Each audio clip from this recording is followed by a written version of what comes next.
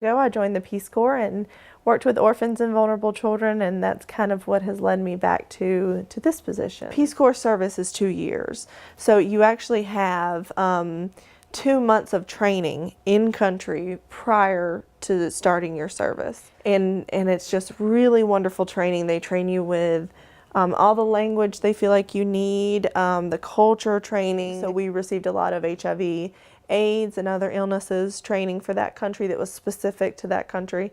And then we had a great deal of language. So my primary language was Afrikaans, which is what almost everyone in the region that I was in can speak. The local tribal language with the children that I was working with is called Nama, and it's actually a click-based language. And so they integrate clicks into their speaking pattern. Really, it's actually one of the oldest languages that still exists in the world. Can you give me an example of a phrase or something that's most often said there? So like the greeting is, so you'll say, if it's, how are you, I'm good. The greeting is Matisa, which means how are you? And the response is Aya. And I love you is Namsida. So there's actually 4 different clicks. One is in the front, and one is on the side, and then there's 2 that, and they can do it very loud.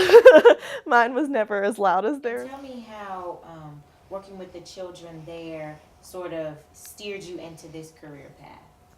I definitely fell in love with the kids there. I had about 130 children on a daily basis that were kind of under my care after school. And we had a soup kitchen for them, and then we had an after-school program to help learn English and life skills and other things to try to keep them safe and out of harm's way. And but unfortunately, their worst, domestic violence is rampant because they don't have enough food to eat. So a lot of people make their own and drink a lot of alcohol that they've made at home, which causes problems, and then there's a lot of domestic violence in the area. So with the against the kids, with within the families.